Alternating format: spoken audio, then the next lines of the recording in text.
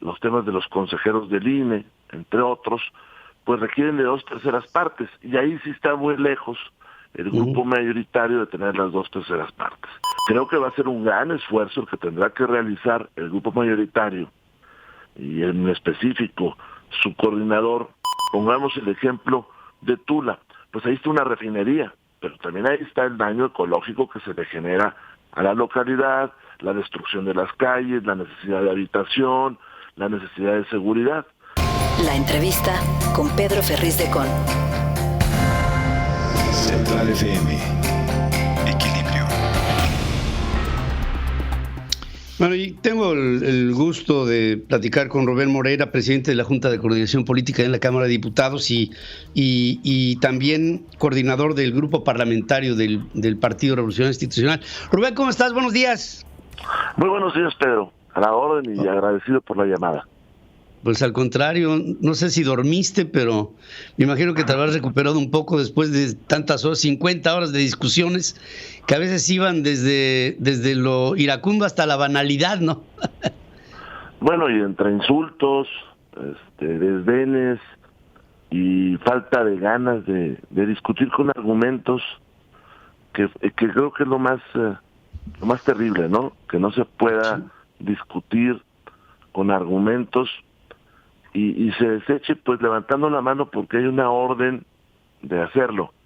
Incluso algunos, seguramente mucha gente no se ha dado cuenta que cuando se votó en comisiones, porque antes de llegar al pleno no solamente se vota en la comisión de presupuesto, sino se escuchan opiniones de todas las comisiones, turismo, energía, en fin, que en esas comisiones se emitieron opiniones a favor de cambiar el presupuesto. Esto quiere decir que contenían el voto de miembros de Morena, del PT y del Verde.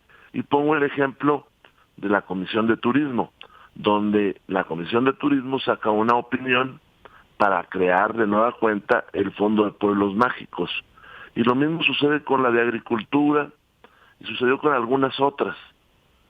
Entonces, ¿cómo es posible que se da un brinco desde esas comisiones hasta el pleno, donde había diputados que ya, de Morena, Verde y PT, que estaban a favor de cambiar el presupuesto, y cuando llegas al pleno, pues ya sencillamente eso ya no sucede?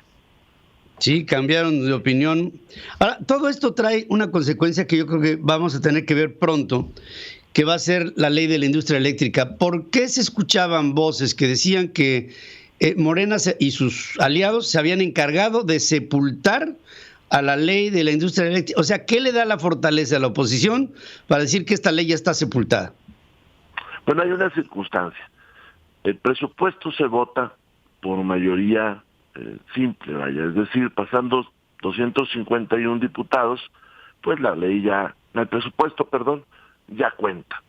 Sin embargo, las reformas constitucionales y muchos otros temas, por ejemplo, los temas de los consejeros del INE, entre otros, pues requieren de 2/3 partes, y ahí sí está muy lejos el grupo mayoritario de tener las 2/3 partes. Obviamente, cuando se sube un diputado, lleva sus argumentos para cambiar el presupuesto, y la gente está frente a él, los diputados están platicando, y sencillamente levanta la mano y le desecha, pues se molesta. Y hubo muchas voces que le recordaron esa circunstancia. Hablando en específico de la reforma eléctrica, que por ahí Pedro tiene otros temas, por ejemplo, la parte del litio, que nos diría que hay un tema mineral, porque además dice el litio y otros minerales fundamentales, algo así. Y por otro lado tiene un tema con la Comisión Nacional de Hidrocarburos, que va y le pega a la parte del petróleo y va y le pega también a la parte de las gasolineras, no solamente es eléctrica.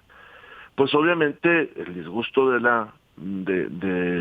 el grupo opositor es tanto que empezaron a saltar voces de que estaba sepultada esa reforma eléctrica.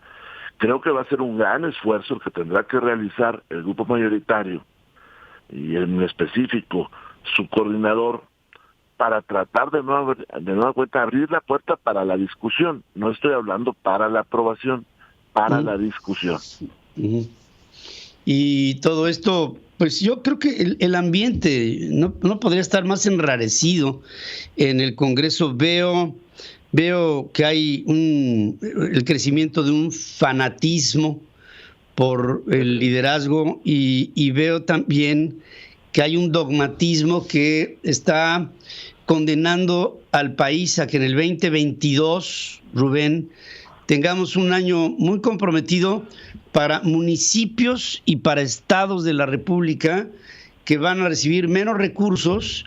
Muchos de ellos, en municipios, no tienen dinero para pagar sus nóminas, estados completos, y ya ni te cuento del estado de salud de las ciudades, de la necesidad de mantenimiento por las mismas, y que no habrá nada que alcance, y ahí creo que vendría un proceso de depauperización. O sea, se van a empobrecer nuestras ciudades en el año que viene si las cosas se mantienen como están.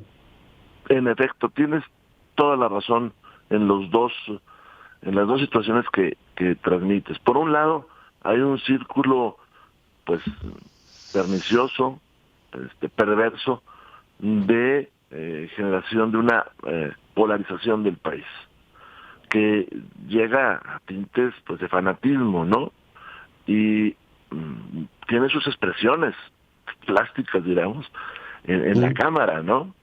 Esos festejos por el cumpleaños, que en otro tiempo pudieran ser de otra manera, pues ahí fueron llevados a extremos pues ya muy superlativos, ¿no? Por un lado, y eso daña a la nación, polarizar daña a la nación. Y por el otro lado también tienes mucha razón en el tema del presupuesto. A este país se le ha hecho creer que hay un dinero que es propiedad del gobierno federal y que los municipios y los estados hacen una mala tarea o que deberían de recaudar más. Pero no es así. La actividad económica, que es la que genera los impuestos, que es la que genera pues el presupuesto federal y de los estados y municipios, se realiza en los territorios municipales y estatales. De ahí sale la riqueza y también ahí salen las necesidades. Pongamos el ejemplo de Tula, pues ahí está una refinería, pero también ahí está el daño ecológico que se le genera a la localidad, la destrucción de las calles, la necesidad de habitación, la necesidad de seguridad. ¿Qué sucede cuando todo ese dinero se lleva al gobierno federal y no regresa? Pues viene lo que tú dices precisamente, una pauperización. En muchos municipios no tienen ya para pagar la nómina de sus policías, no tienen ya para hacer la introducción de agua o drenaje. Y la respuesta que da Morena es: cobren más impuestos. Algo que es irreal, porque esas poblaciones, el único impuesto, digamos, entrecomillado, que pueden cobrar es el predial, que es un impuesto de muy baja recaudación, por un lado. Y por otro, que en las comunidades rurales es de muy difícil cobro. Entonces estamos viendo lo que son las cosas. Un partido que promueve una conciencia histórica en contra del centralismo es un partido que está haciendo una nación centralista. Absolutamente. Totalmente. Sí, absolutamente. Pues esta película todavía no acaba y yo quiero, a través de tus reflexiones, hacer una invitación al país para que adelantemos el tiempo y para que empecemos entre todos, a proponer soluciones. En el sector privado hay mucho que proponer, hay mucho en dónde invertir, hay muchos miedos que desterrar y sobre todo no podemos aceptar que esto que se propone, que es una parálisis en muchos sectores, se quede ahí, en esa parálisis, porque 3 años consecutivos, como los está proponiendo Morena para el 2022, podrían ser devastadores para México. Y Rubén, te agradezco muchísimo el que me ayudes a reflexionar en esto. Yo te agradezco mucho y pues es lo que está sucediendo. Cualquier alcalde que le pregunte nos va a dar la razón. Incluso yo sé que diputados, te das cuenta porque estás ahí en el pleno, diputados de entidades federativas que representan a Morena, pues no estaban de acuerdo, porque no van a poder solucionar sus problemas locales. Pero como dices tú, luego llegan ante el pleno y cambian de opinión y pues ahí el fanatismo se da. Querido amigo, te mando un abrazo y te agradezco muchísimo el que estés conmigo esta mañana. Muchas gracias, paisano, muchas gracias. Gracias, Rubén Moreira, líder de la Junta de Coordinación Política en la Cámara de Diputados y líder también de la bancada del PRI en esa misma Cámara. Central FM. Equilibrio.